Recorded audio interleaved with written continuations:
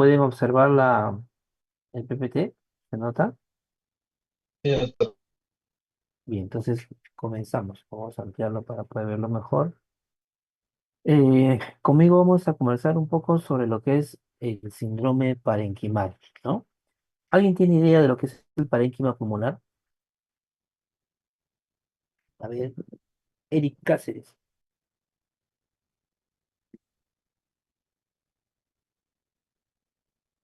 Eric está. ¿Alguien que lo despierte? Eric a la una, Eric a las dos, Eric a las tres. No está. Vamos a marcar la lista. A ver, Sentón creo que levantó la mano. Sí, doctor. Yo lo Ah, definiría como el mismo tejido pulmonar que va a ser conformado por los alvéolos. ah. ¿Qué más? ¿Qué más? ¿Solo el violos?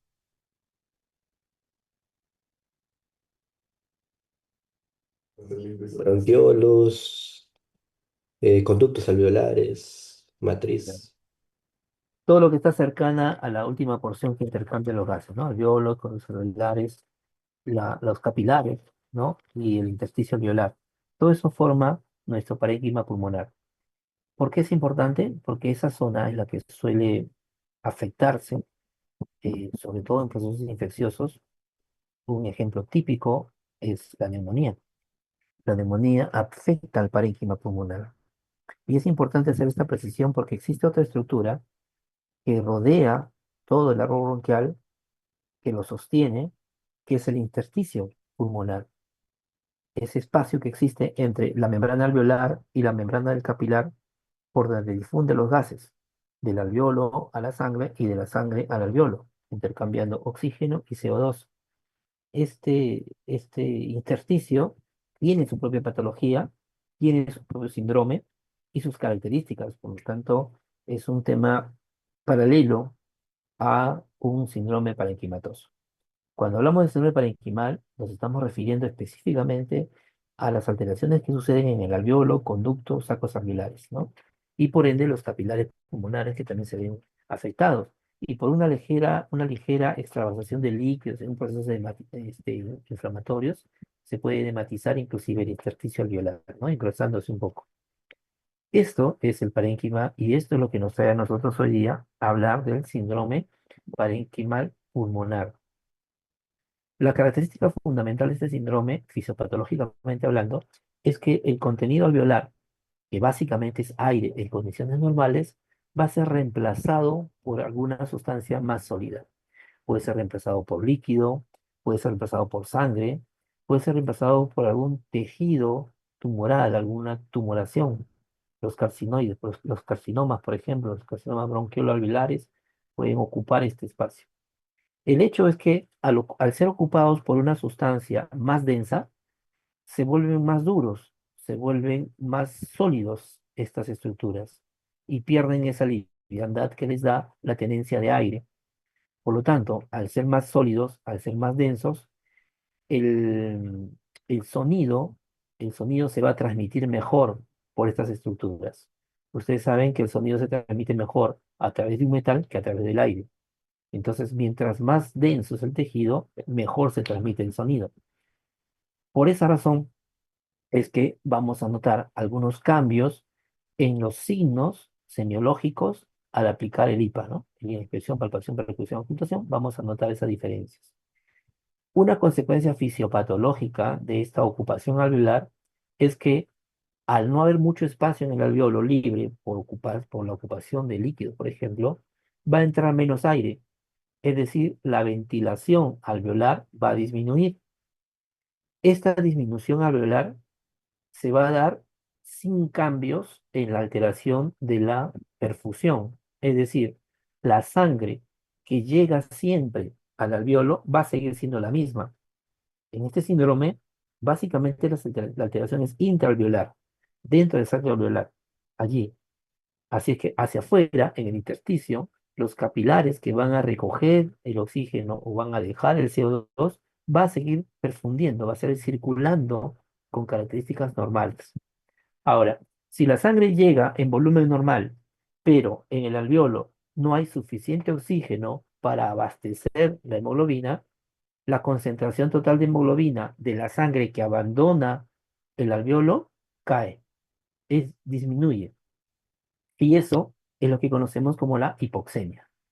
Este fenómeno de disminución de la ventilación alveolar con mantención de la perfusión es lo que conocemos como el efecto Young. Este efecto Young hace que la sangre entre en hipoxemia porque no hay suficiente oxígeno para mantener la oxigenación normal en en un flujo sanguíneo normal, habitual. Esto explicaría todos los síntomas que vamos a ver. Ocupación alveolar, ¿qué significa?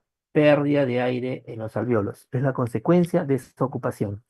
La transmisión eh, del sonido va a mejorar porque se consolida, se hace más duro. Entonces, lo primero que vamos a notar nosotros en este fenómeno es que las vibraciones vocales van a estar aumentadas, ¿no? Porque recuerden, nosotros comenzamos con inspección y luego pasamos a palpación. En la palpación vamos a encontrar vibraciones vocales por consolidación, por mayor densidad del tejido. Y ojo, esto lo vamos a encontrar en la parte afectada, no en todo el pulmón. La zona afectada va a mostrar vibraciones vocales aumentadas. El hecho de que la disminución de la ventilación se dé nos lleva a una hipoxemia. Colocamos el oxímetro al paciente y el porcentaje de saturación de oxígeno estaría por debajo de lo normal. A propósito de eso, eh, a ver, Caleb, Caleb Agustín, ¿cuánto es el porcentaje de oxigenación normal o la saturación de oxígeno? Sería mayor a 95, doctor. Así, Igual o algunos mayor, consideran 92. igual o mayor a 95, ¿no? Sí, Eh, doctor. 92 se consideró en la época del COVID. Se modificaron las normas técnicas para que lo normal baje porque había una alta demanda de oxígeno. Bueno, eso tiene una historia especial, pero técnicamente hablando siempre los valores han estado por encima de 95. Eh, entonces, nos lleva a la hipoxemia. Y una vez que ocurre la consolidación, que se ha llenado, que se ha endurecido más el tejido parenquimal, aparece un signo conocido como soplo tubario. Soplo tubario. En este gráfico ustedes puedan ver un resumen de lo que les estoy mencionando, pero agregamos las causas, ¿no? Las causas del síndrome. Entonces, nosotros identificamos primero los síntomas y los signos, llegamos al diagnóstico sindrómico y de este diagnóstico sindrómico vamos a deducir cuál de las posibles causas es la que está generando esto, ¿no? La ocupación alveolar, la consolidación pulmonar, la traducción sintomática o sinológica, aumento de las vibraciones vocales, soplo tubario, estertores crepitantes, y por otro lado, el efecto Young que nos da una hipoxemia. Se habla de una triada semiológica en el caso del síndrome parenquimatoso, conformada por aumento de la matidez a la percusión, aumento de las lesiones vocales y soplo tubario. Algunos autores mencionan como triada vibraciones vocales, soplo tubario y crépitos, estertores crepitantes. Vamos a considerar nosotros los cuatro, ya no una triada, sino una cuartana, ¿no? Matidez, vibración, soplo y crépitos. Incluso los crépitos preceden muchas veces al soplo tubario, ¿no?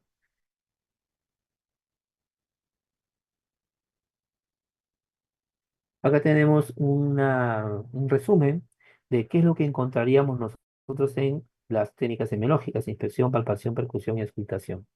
Vamos a ver cómo en la inspección el paciente viene taquipneico y hay una menor expansión del hemitórax afectado, ¿no? Cae la expansión del hemitórax.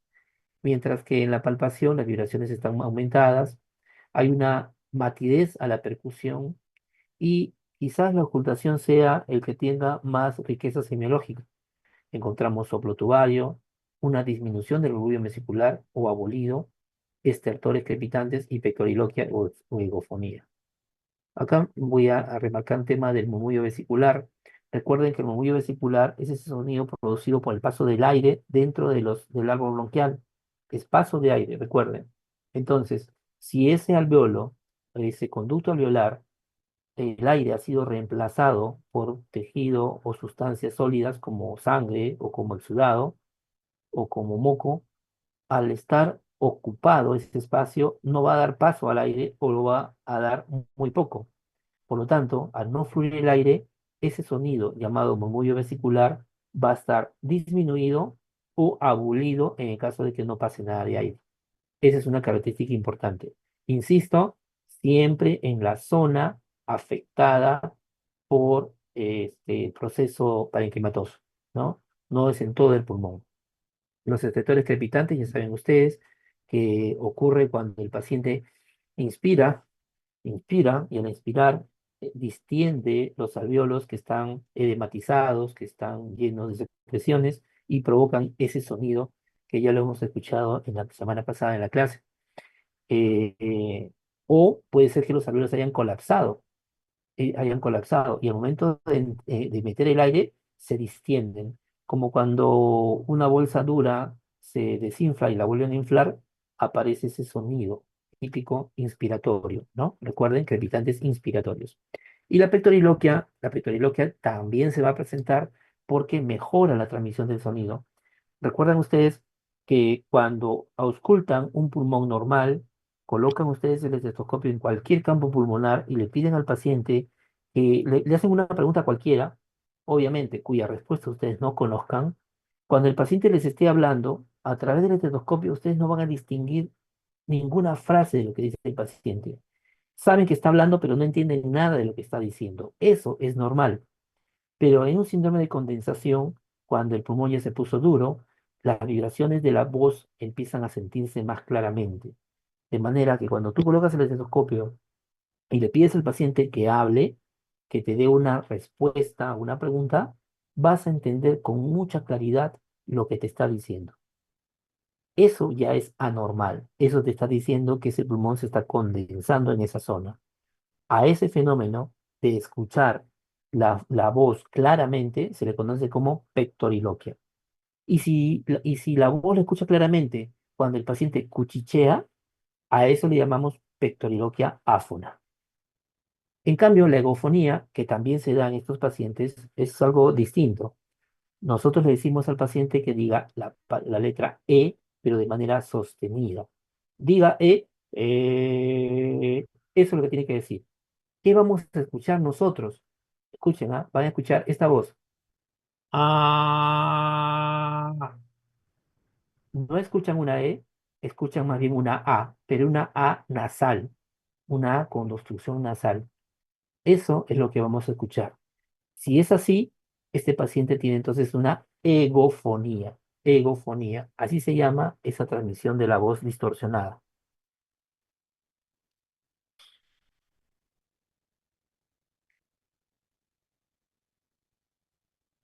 Entonces tenemos nosotros como signos relevantes vibraciones vocales aumentadas, matidez, soplo tubárico y podemos hacer extensivo estos signos relevantes a los estertores crepitantes, típicos de un proceso parenquimatoso.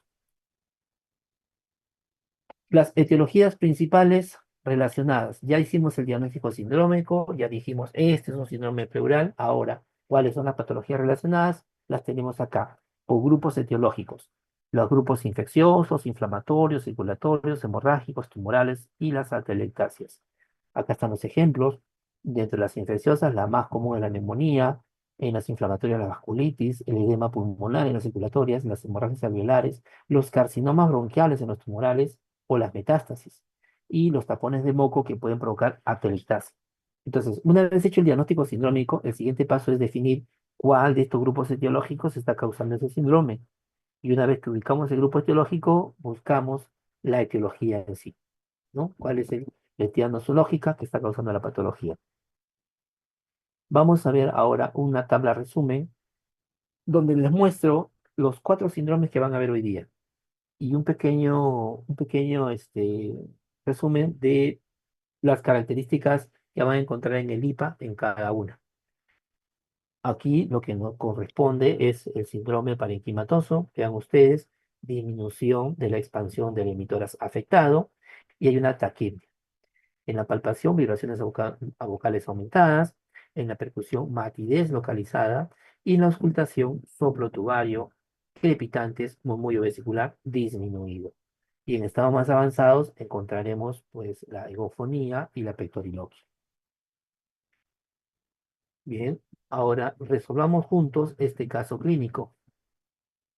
Vean ustedes, se trata de un paciente de 52 años cuyo motivo de consulta es fiebre, tos productiva y dolor torácico pleurítico. Al examen físico encontramos vibraciones vocales aumentadas, matidez en base pulmonar derecha, soplo tubárico y crepitantes inspiratorios. Pregunto, ¿cuál es el síndrome predominante en este caso? A ver, ¿qué nos dice Jeremy? Síndrome pleural. Síndrome pleural, muy bien. Jeremy, ¿tú qué opinas? ¿Igual? ¿Pleural? Jeremy a la una. Bueno, doctor, ahí, ahí lo oye mi profe. ¿Qué síndrome planteas, Jeremy? Hay dos Jeremys, profe. Ah, Jeremy Daniel. Ya, en este caso, no sería parenquimatoso, tiene soplo torácico, no A ver, tiene vibraciones aumentadas. no sería parenquimatoso. ¿Estás afirmando la negación o estás preguntando la negación? Estoy afirmando, Ah, estás afirmando que es un parenquimatoso. Ya, y tu sí. tocayo, el otro Jeremy, ¿qué dice? Yo concuerdo con Jeremy. Hacen escrito de cuerpo. A ver, explíqueme, Jeremy 2, explícame por qué el síndrome parenquimatoso y por qué no un síndrome pleural como plantearon más antes. Ah, bueno, usted había mencionado que en el síndrome parenquimatoso iba a haber presencia de soplo tubario. Ah, y bueno, en el examen menciona que hay soplo tubario. Además hay también las demás eh, hallazgos, ¿no? De las vibraciones vocales aumentadas. Dijo Ujú, que aumentaban cuando se volvía más consolidado, algo así mencionó creo. claro. También matidez en la base pulmonar, bueno, eso no recuerdo, pero también los crepitantes. Y en el síndrome pleural, ah, no recuerdo si ya pasamos por síndrome pleural y si ya pasamos, ya me olvidé que es síndrome pleural. Me preguntas por qué es. Diga, Ah, o sea, yo digo que es la C entonces. sí. Sí, efectivamente, es un síndrome parenquimatoso. Si ustedes notan en el examen, todo coincide con un síndrome parenquimal. No hay duda alguna. Sin embargo, ¿qué podría haber confundido el tema del dolor torácico pleurítico, ¿no? Un dolor pleural, síndrome pleural. Podría ser, podría coexistir un síndrome parenquimal con un pleural, sí, podría coexistir, pero habría que evidenciar si este síndrome pleural es por un derrame pleural, o es un neumo, o es un hidro, habría que definirlo. Pero les doy un tip, ya que ustedes lo tengan definitivamente. Estos tres síntomas que ven aquí, fiebre, tos productiva y dolor torácico, es la conocida triada de la neumonía bacteriana. Un paciente que viene por fiebre, tos productiva y dolor torácico pleurítico, piensen en neumonía hasta demostrar lo contrario. Y van a encontrar todos estos signos que lo caracterizan a una neumonía, porque la neumonía es una entidad nosológica que encaja dentro de las causas etiológicas infecciosas de un síndrome parenquimatoso. No hay lugar a duda, ¿ya? Y esto tiene su explicación anatómica. Recuerden que la matidez la estamos encontrando en la base derecha, en la base derecha. Y la base derecha está cercana a la pleura parietal, la pleura visceral. Y estas pleuras recogen inervación sensitiva llevada por el frénico. Y el frénico a su vez está recogiendo, está llevando inervación sensitiva desde C3, C4, C5. Entonces, es posible que este dolor pleurítico inclusive se pueda sentir en el hombro derecho, como un fenómeno irradiado, ¿no? Como un dolor irradiado. Entonces, recuerden, este cuadro es típico y si hay una patología que ustedes deben dominar en el nivel de atención, deben salir conociendo al revés y al derecho de la facultad, es la neumonía. ¿Sí? Caso 2, paciente con disnea y fiebre. ¿Qué síndrome es? A ver, ¿quién es el valiente?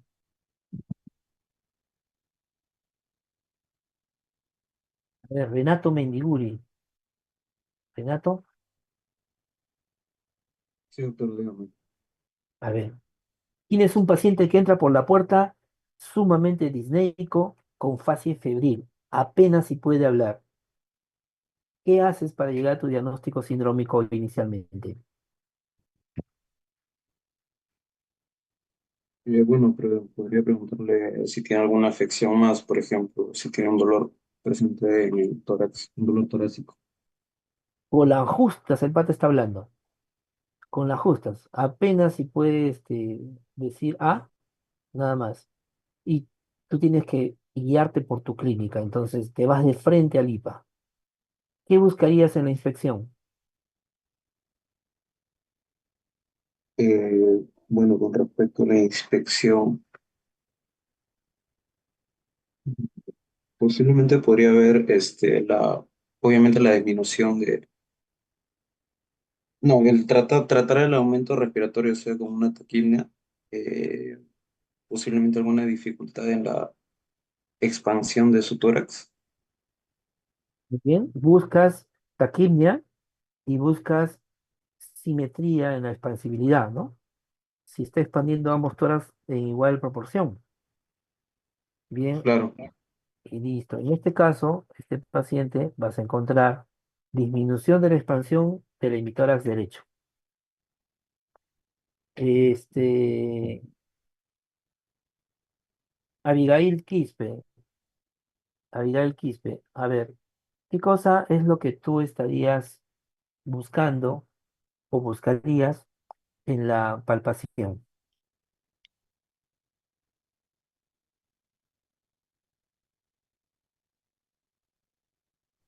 Buscaría ay, ¿qué era? Las vibraciones, los crépitos. No, no, ¿qué hablo? Vibraciones, claro.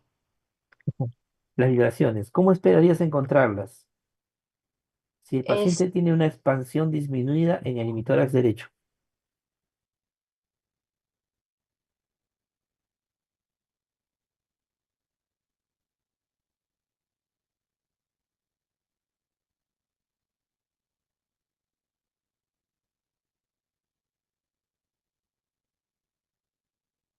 A ver, un síndrome pleurítico del lado derecho, ¿te podría limitar la expansión del hemitórax?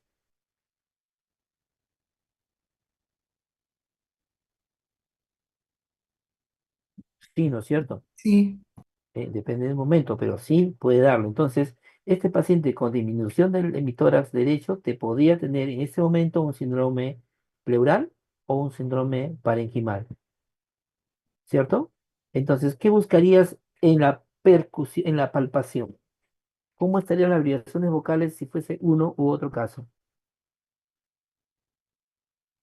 Si fuera Pues plural, pleural, ¿serían disminuidas? ¿Ya? Y si fuera parenquimal, aumentados. Aumentaría. aumentados. Muy bien. En este caso, nuestro paciente tiene a la palpación vibraciones vocales aumentadas. Muy bien. ¿Qué buscaríamos en la percusión? Caleb, Agustín,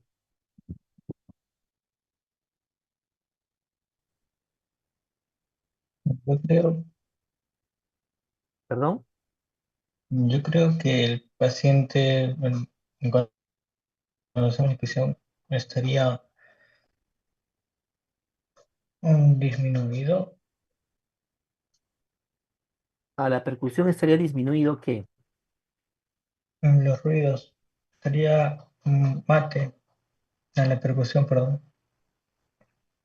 Ya, mate. No hay ruidos a la percusión como los hay en la auscultación, ¿no? Al percutir, podemos escuchar un sonido timpánico, un sonido, en el caso del pulmón, sonido pulmonar normal, o matidez o submatidez. Entonces, ¿y dónde estaría esa submatidez? ¿En qué parte del pulmón estaría esa submatidez o matidez? En el lado afectado, en este caso en mi tórax derecho, ¿Y cuál es el lado afectado? Pulmón derecho. en mi tórax derecho. En el tórax derecho. Si veo que el tórax derecho se mueve menos, allí agudizo mis sentidos. Efectivamente, en este paciente encontramos una matidez basal derecha. ¿Y en la ocultación qué podemos encontrar? A ver, Diego Melgar, ¿qué podríamos encontrar?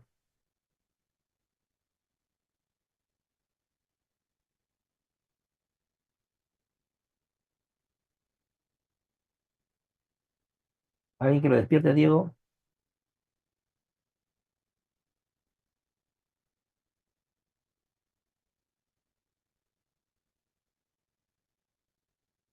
Oídos disminuidos.